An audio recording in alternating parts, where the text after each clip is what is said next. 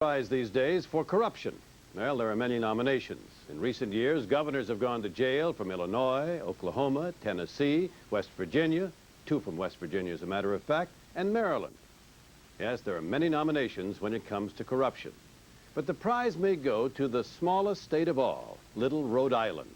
According to the people Judd Rose has been talking to there, the last state in size may be the first state when it comes to corruption.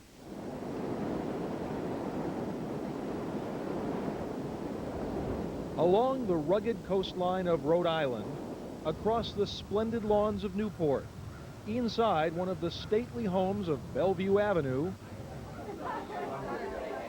there's a party going on.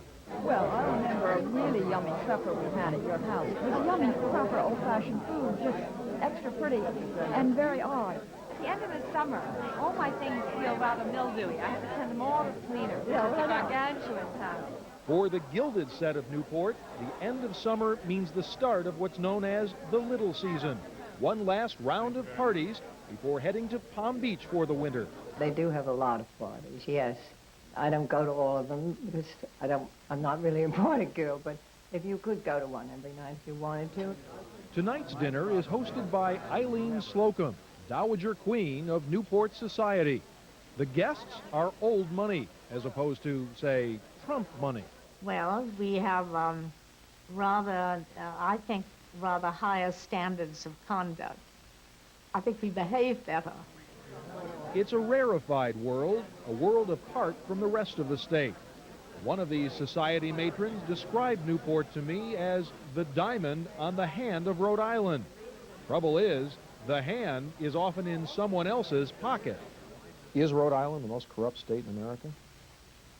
Per capita, we are high on the list. Top of the list, maybe? No, we're pretty high up. U.S. Attorney Lincoln Allman is, if anything, being charitable. In a state where politics is often in the gutter, this year, it fell into the sewer. Allegations of political corruption take. When he was arrested by the FBI. It's the grand jury to hand up its indictments tomorrow. Tried to extort $5,000. Tonight, another resignation. Consider, this past July, the following took place. The mayor of Pawtucket, Rhode Island's 4th largest city, was arraigned on charges of extortion. A retired Superior Court judge was arrested for allegedly accepting a bribe. And a former probate judge was disbarred for allegedly taking money from a trust fund. And that was just 1 week. Then there's the bank crisis.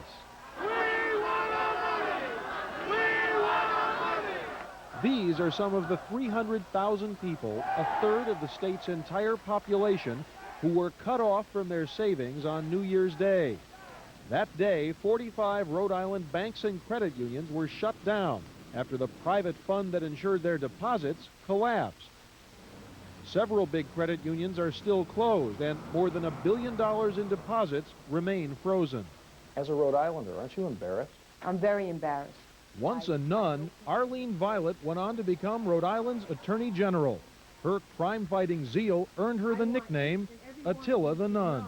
In Rhode Island, there is a coterie of people who perpetually benefit totally from every governmental policy that's passed. And they pass the baton around to one or the other and the other, and that's how policy is made. How will they financially benefit? Case in point, the pension scandal. Until recently, the legislature had quietly passed hundreds of bills designed to give lawmakers and their friends fat pensions based on little or no work for the state. In one case, a state worker who was fired and spent 6 months in jail for assault got pension credit for his jail time. There was one legislator who bought time for when he was a student passing out milk when he was a little boy. Absolutely outrageous. And not illegal. And not illegal. The thing that really surprises me is why Rhode Islanders put up with it. The people in the state are lethargic when it comes to making political change in Rhode Island. And they do accept business as usual, and, you can't beat City Hall. It's outrageous, but that's the way it is. And that's the way it always has been in this state, known since colonial days as Rogues Island. It began as a refuge for religious dissenters, then went on to become a safe haven for rum runners, slave traders, and smugglers. And by the early part of this century, Political corruption was so rampant that the famous muckraker Lincoln Steffens wrote an expose calling this a state for sale. Well, not much has changed since then, which begs the question, just what's wrong with Rhode Island? Everybody knows everybody. Everybody grew up with everybody. Let's go to Providence. Pauline, good morning. You're on HKJ. Steve Cass grew up in Rhode Island. He now hosts a popular radio talk show in Providence. The whole state is, what, 30 miles across. And if you grew up in the city of Providence, or the capital city, you knew everybody. Your attorney in a courtroom, for instance, might have been the roommate of the judge who's sitting on the bench. I mean, that sort of incestuous relationship happens all the time. The smallest state and the worst state in the United States is... Why? All crooks. It's easy to see where she'd get that impression.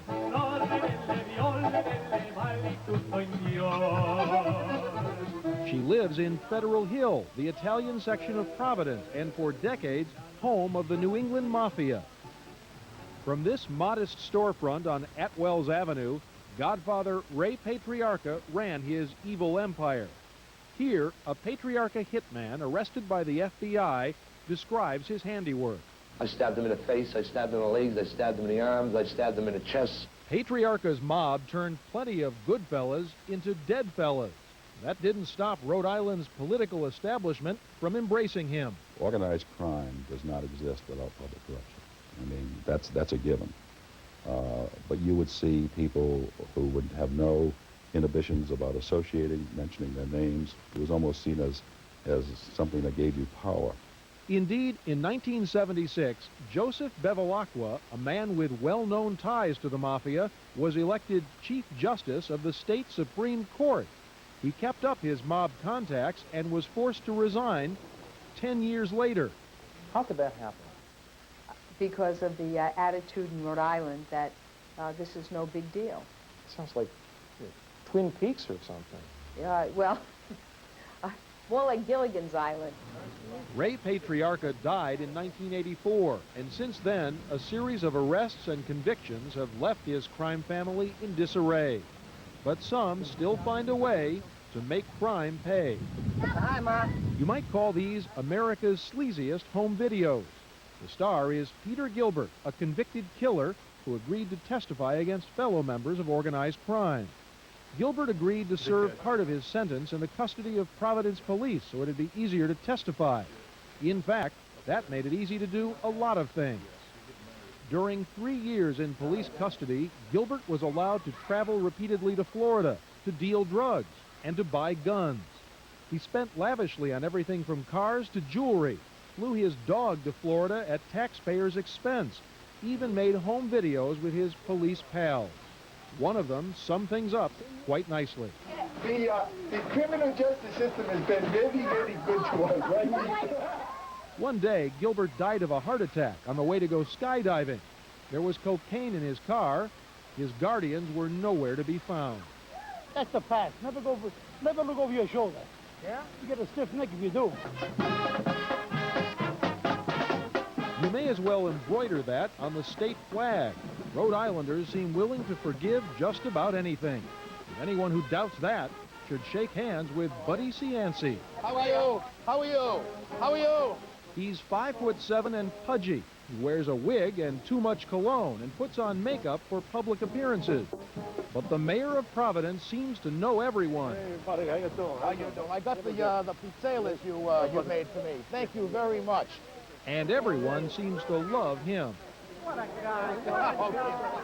When he was first elected in 1974, he was 33, the youngest mayor in Providence history. 10 years later, he left City Hall in disgrace. I did something wrong. I shouldn't have done it. I did it. But I paid a very personal and a very private and a very public price for it. What Cianci did happened one night in 1983. Here at the mayor's home in Providence, he beat up a man he claimed was his estranged wife's lover. While several of the mayor's cronies held the man down, Cianci pummeled him with an ashtray and a fireplace.